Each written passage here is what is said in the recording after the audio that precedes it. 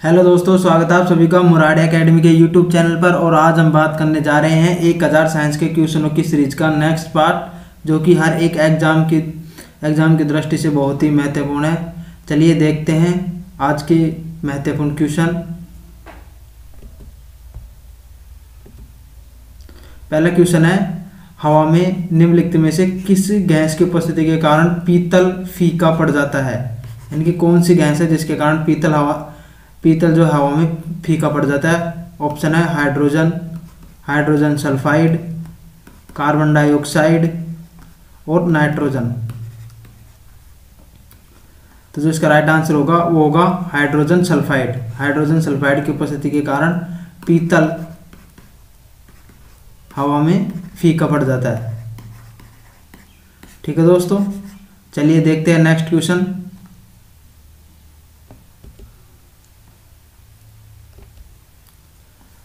परमाणु से बने होते हैं, यानी कि परमाणु से बने होते हैं।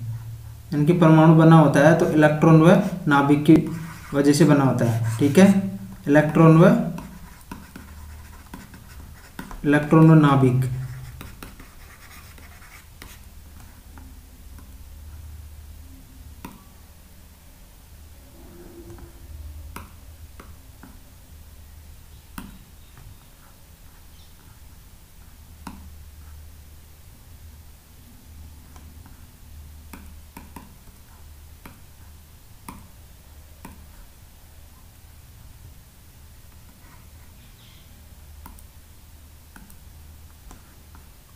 चलिए देखते हैं नेक्स्ट क्वेश्चन।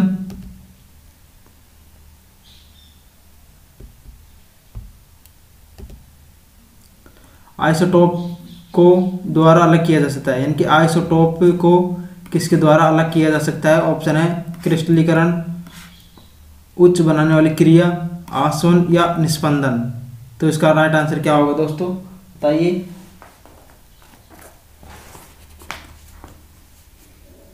तो जो इसका राइट आंसर होगा वो होगा आसवन विधि के द्वारा इसको अलग किया जा सकता है। लिख लीजिए, डेस्टिलेशन।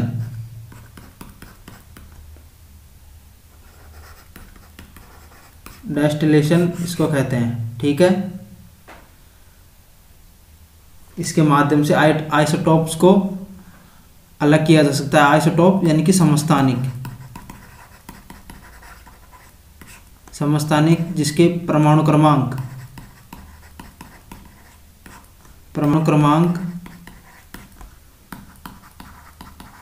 समान व परमाणु भार या द्रव्यमान भिन्न हो वो कहलाता है समस्थानिक। ठीक है, और उनको अलग करने की जो क्रिया है वह डेस्टिलेशन या आसवन विधि के द्वारा अलग किया जा सकता है। ठीक है, और क्रिस्टलीकरण, ये जो आसवन विधि है ये ध्रुवों के मिश्रण को अलग करने के लिए भी किया जाता है। ध्रुवों के मिश्रण को अलग करने के लिए भी किया जाता है। ठीक है, अब बात करते हैं क्रिस्टलीकरण की। क्रिस्टलीकरण अकार्बनिक ठोसों में उपस्थित घटकों को, लिख लीजिए, अकार्बनिक ठोसों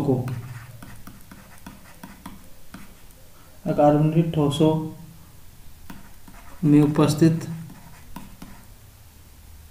घटकों को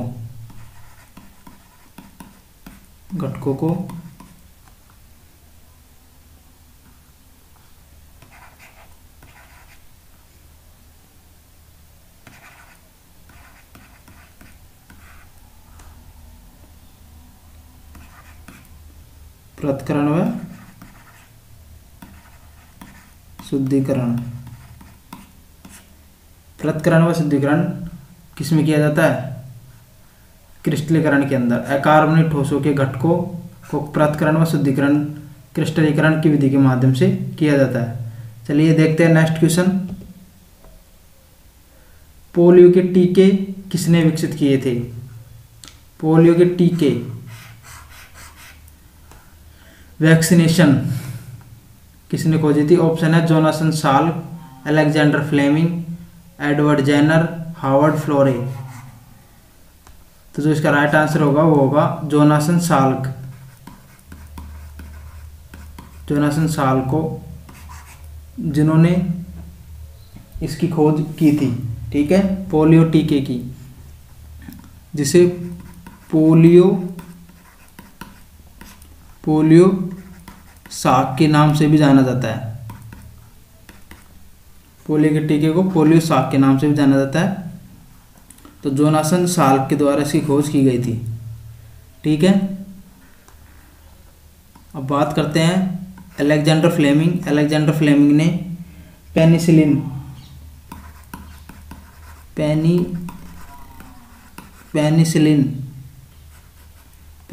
की खोज की थी। पेनिसिलिन की खोज की थी 1928 के अंदर अलेक्जेंडर फ्लेमिंग ने, ठीक है दोस्तों। एडवर्ड जेनर की बात करें तो एडवर्ड जेनर ने स्मॉल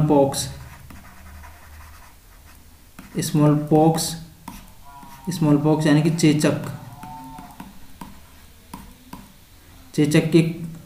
चेचक का जो टीका था वो इसके द्वारा ही खोजा गया था, एडवर्ड जेनर के द्वारा, ठीक है दोस्तों। और जो ये हार्वर्ड फ्लोरे है, ये अलेक्जेंडर फ्लेमिंग के साथ इन्होंने काम किया था। चलिए देखते हैं नेक्स्ट क्वेश्चन। एडवर्ड जेनर के आविष्कार के लिए प्रसिद्ध है, यानी कि एडवर्ड जेनर किसके आविष्कार के लिए प्रसिद्ध है? ऑप्शन है पेनिसिलिन, चेचक का टीका, खसरा का टीका, या उपरोक्त में से कोई नहीं। तो जो इसका राइट आंसर होगा वो होगा चेचक का टीका। चेचक का टीका एडवर्ड जेनर ने खोजा था। देखते हैं नेक्स्ट क्वेश्चन। वातावरण में नमी को मापने के लिए किस प्रकार का यंत्र का उपयोग किया जाता है? ऑप्शन है बैरोमीटर, हाइड्रोमीटर, हाइग्रोमीटर, या उपरोक्त में से कोई नहीं। तो जो इसका राइट आंसर होगा वो होगा हाइग्रोमीटर।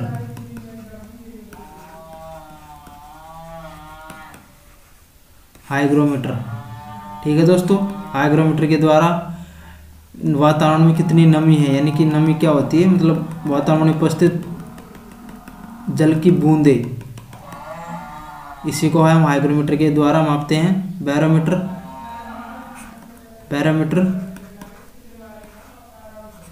वातावरण में मौसम परिवर्तन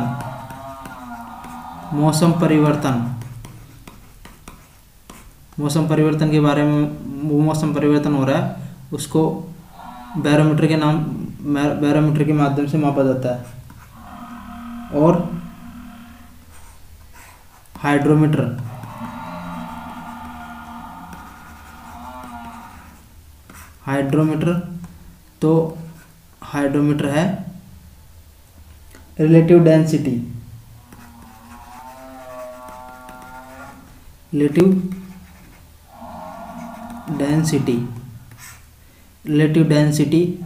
यानी कि आपेक्षिक घनत्व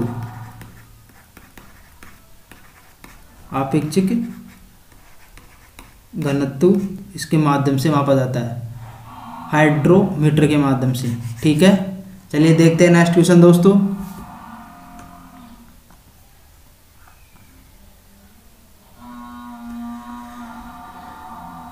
पैलियो वनस्पति के अंतर्गत अध्ययन किया जाता है। पैलियो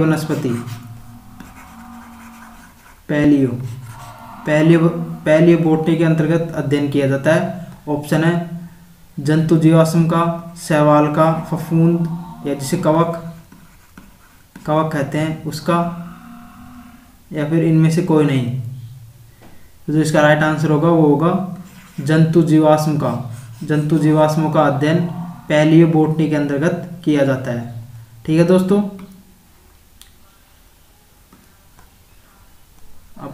अब बताइए कि शैवालों का अध्ययन किसके अंदर किया जाता है? तो इसका अध्ययन किया जाता है एल्गोलॉजी। एल्गोलॉजी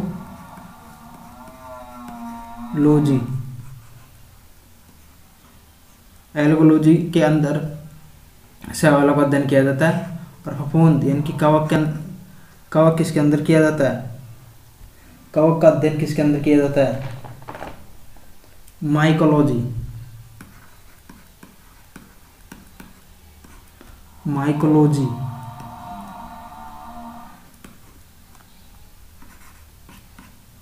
माइकोलॉजी के अंदर इसका अध्ययन किया जाता है। ठीक है, शैवालों का अध्ययन किया जाता है एल्गोलॉजी और फफूंद या कवक का अध्ययन किया जाता है माइकोलॉजी के अंदर। ठीक है, चलिए देखते हैं नेक्स्ट। जंतु विज्ञान का अध्ययन किया जाता है जूलॉजी। जूलॉजी के अंतर्गत किसका अध्ययन किया जाता है? ऑप्शन है केवल जीवित जानवरों का, केवल वनस्पतियों का, जीवित व मृत जानवर दोनों का, जीवित व मृत वनस्पति दोनों का। तो क्या आंसर होगा इसका? तो इसके अंतर्गत आएगा कि जीवित तथा मृत जानवरों का अध्ययन इसके अंदर किया जाता है। ठीक है दोस्तों, तो ऑप्शन नंबर सी इसका राइट आंसर होगा। चलिए देखते हैं नेक्स्ट। शुष्क जलवायु के लिए भली भांति अनुकूलित पेड़ पौधों को क्या कहते हैं? आपको बताना है। ऑप्शन है अधिपादप, मरुद्भिद, जलोद्भिद या मध्यपादप। शुष्क जलवायु, शुष्क जलवायु का मतलब है कि राजस्थान का एरिया, तो ऐसी जगह मरुद्भिद कहलाती है। ठीक है, पेड़ पौधों के लिए आवास कौन सा है? मरुद्भिद जगह है। ठीक है, अब ये कितने आवास होते हैं पेड़ पौधों के लिए, तो आप देख लीजिए। पहले तो मरुद्भिद के एग्जाम्पल देख लीजिए जो कि राजस्थान और गुजरात के क्षेत्र के अंदर पाए जाते हैं। तो आपने सुना होगा नागफनी,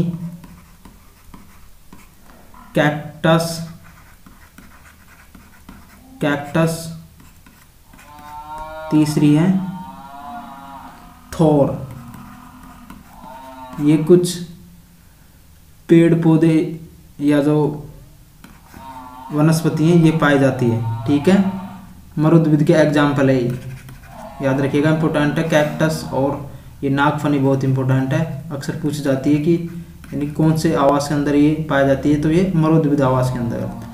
अब जो पेड़ पौधे जो वनस्पति है वह कौन कौन से आवास में पाए जाते हैं, तो देख लीजिए। एक तो होती है जलोद्भिद, रुकिए पहले लिख लीजिए।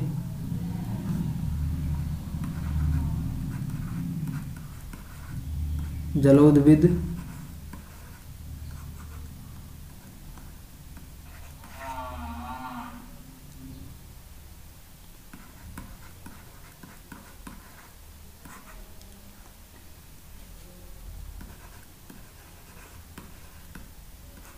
समोद्भिद, तीसरा है शीतोद्भिद।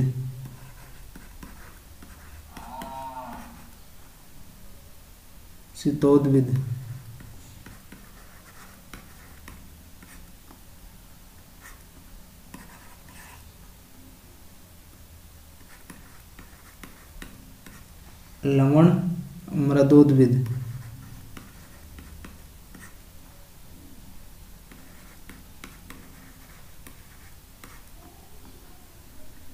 जलोद्भिद, समोद्भिद, शीतोद्भिद और लवण मृदोद्भिद। जलोद्भिद के अंदर तो क्या आता है कि जल की मात्रा सबसे अधिक होती है। समोद्भिद में इनकी समान टेम्परेचर, इनकी इक्वल टेम्परेचर होता है। यहाँ पे न तो ज़्यादा ठंड न ज़्यादा गर्मी, अनुकूल स्थिति बनी रहती है। शीतोद्भिद में पूरी जो जगह है वह पूरी बर्फ से ढकी हुई रहती है, उन क्षेत्रों को शीतोद्भिद कहते हैं। और लवण मृदोद्भिद यानी कि दलदली क्षेत्र,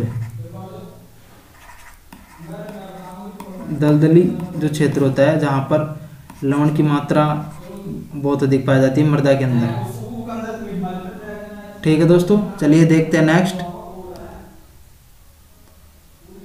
विटिकल्चर माना जाता है, विटिकल्चर माना जाता है संतरे के उत्पादन के लिए, अंगूर के उत्पादन, सेब के उत्पादन या कैंसर के उत्पादन के लिए।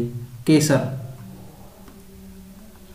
तो राइट आंसर होगा वो होगा अंगूर के उत्पादन के लिए। ग्रेप्स,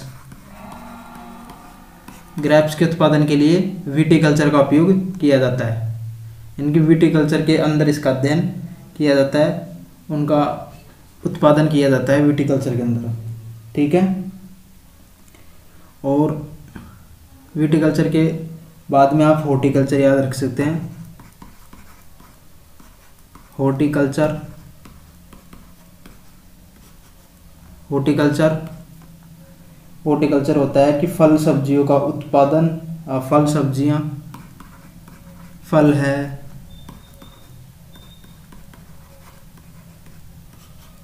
फल हैं, सब्जियां हैं, उद्यान पौधों का संवर्धन व उद्यान पौधों का संवर्धन,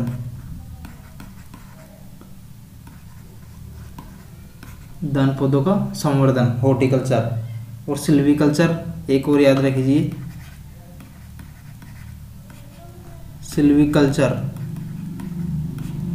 सिल्वीकल्चर का उपयोग किया जाता है वनीय वृक्षों तथा उत्पादों का संवर्धन, वनीय वृक्ष,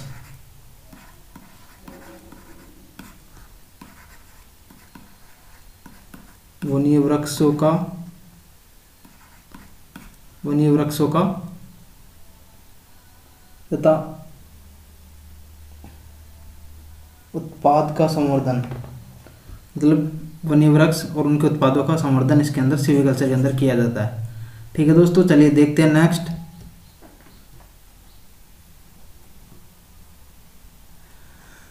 मानव में जो किडनी होती है एक तंत्र का भाग है जो किससे संबंधित है। किडनी क्या काम करती है हमारे शरीर के अंदर, वो पूछ रहा है। ऑप्शन है संवहन, सांस, उत्सर्जन या पोषण। तो जो इसका राइट आंसर होगा वो होगा उत्सर्जन। उत्सर्जन का कार्य करती है। रक्त का फिल्टर करना यानी कि रक्त को शुद्धिकरण इसी के द्वारा किया जाता है। ठीक है, सांस, सांस फेफड़ों के द्वारा दिया जाता है। चलिए देखते हैं नेक्स्ट। सिद्धांत के आंतरिक आस्तर पर अनेक अंगुलियों जैसे प्रबंधित होते हैं जिन्हें क्या कहते हैं, इन्हें कहते हैं दीर्घरोम।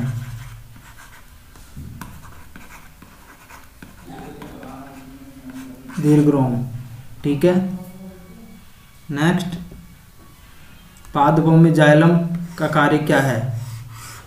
पादभूमि जाइलम का क्या कार्य है। जाइलम क्या है, जाइलम है उत्तक, जाइलम और फ्लोएम।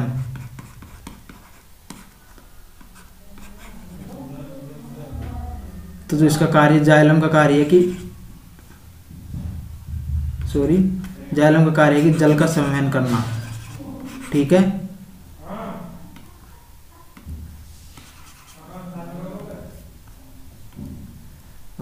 भोजन का कार्य फ्लोएम, फ्लोएम के माध्यम से किया जाता है। तो जिसका राइट आंसर होगा जल का वहन, जल का वहन करता है जाइलम। ठीक है, नेक्स्ट, लसिका किसका वहन करती है। लसिका किसका वहन करती है।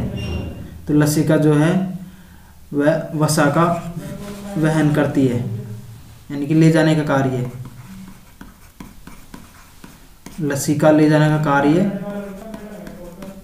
वसा का, यानी कि लसिका के द्वारा वसा को शरीर के अंदर ट्रांसपोर्ट किया जाता है। ठीक है, देखते हैं नेक्स्ट क्वेश्चन।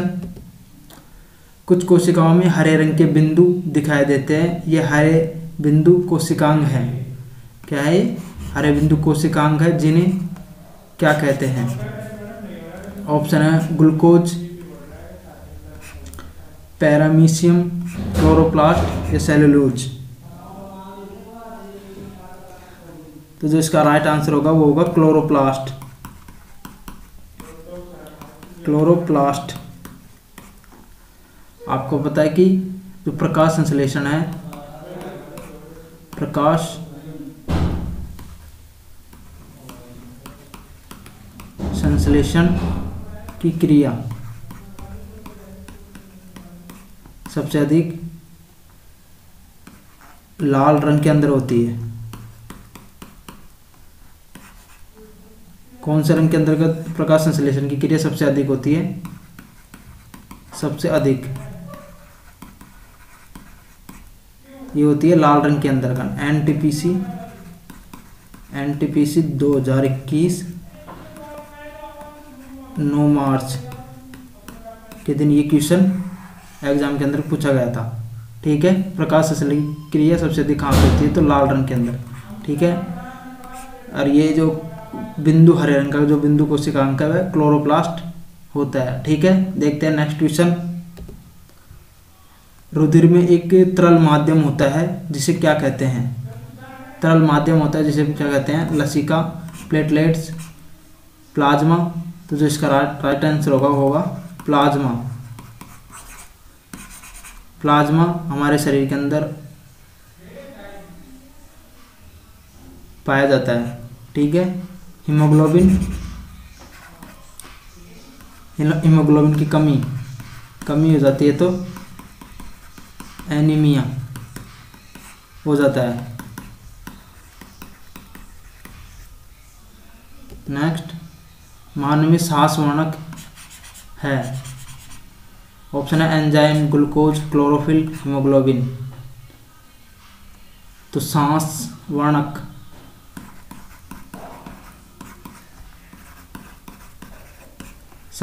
होता है हीमोग्लोबिन।